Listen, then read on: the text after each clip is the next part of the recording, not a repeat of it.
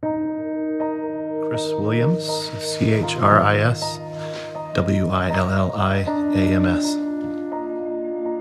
On February 9th, 2007, my family was hit by a drunk teenage driver, and killed in that accident was my wife, Michelle, who was expecting our fifth child, and then my second oldest son, Benjamin, and my only daughter, Anna.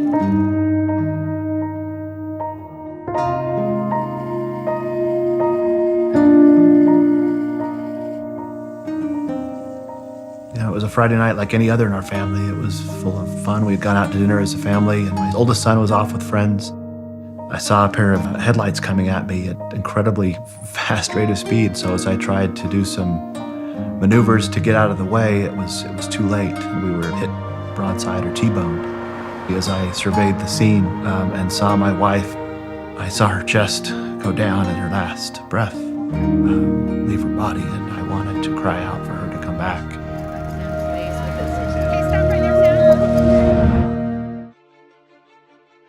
Drunk driving, when a person drives with a blood alcohol level above the legal limit, is a crime in every state. Alcohol is a depressant resulting in the direct dysfunction of the brain. Every year, more than 10,000 innocent victims are killed by impaired drivers. That translates to a death every 51 minutes, or 28 deaths each day due to the irresponsible choices of others. Drinking and driving has occurred since before the invention of automobiles, namely people riding camels, chariots, or bicycles after consuming alcohol. It wasn't until 1897 that the first drunk driving arrest occurred when George Smith, an intoxicated driver, crashed his car into a London building. In the 1930s, automobile regulations began to be passed. The first state to execute a blood alcohol content law was Indiana in 1939. The level was .15, almost twice that of today's legal national limit. The first drunk driving collision reported to the public was the death of Margaret Mitchell, the author of Gone with the Wind, while crossing a street in Atlanta.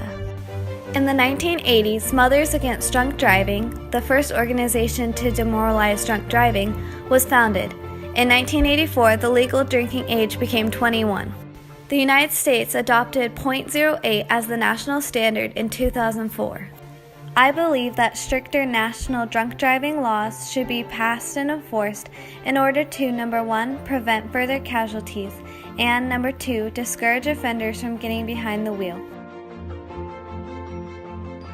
First, implementing stricter state and national laws will prevent further casualties by informing people of the seriousness of the problem and the pain inflicted upon friends and family members.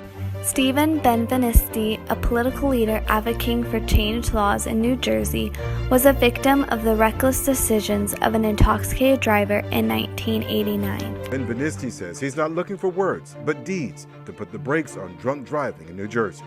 This sounds like a fight you're not willing to give up. I can't give up, because if it saves one life, then it's worth fighting. According to the National Center for Health Statistics, motor vehicles are the leading cause of youth deaths. Offenders not only take agency away from other drivers, but use their car as a weapon. According to MAD.org, intoxicated people drive more than 300,000 times every day. The passing of new, stronger laws would deter offenders from getting behind the wheel due to the enforcement of harsher penalties such as paying a higher percent of their income, serving a greater amount of jail time, receiving a longer license suspension, attending instructional classes, and the installation of an ignition interlock device. Scandinavian countries have proven the effectiveness of harsher penalties because they have enforced these strict consequences for first-time offenders. Financially, passing stronger drunk driving laws would be beneficial because there would be less money spent by courts, juries, and the carrying out of punishments due to the decrease of offenders. Increased police surveillance and penalties have hindered offenders from getting behind the wheel due to society's widely spreading moral disapproval of drunk driving. The attitude that one will never be caught is changing. According to Steve Olson in his article Preventing Drunk Driving, society must be willing to make deterrence a social phenomenon rather than an abstract concept. Ultimately, stricter drunk driving laws should be enforced locally and federally because it will prevent further casualties and discourage offenders from getting behind the wheel. Drunk driving impacts every American, every day.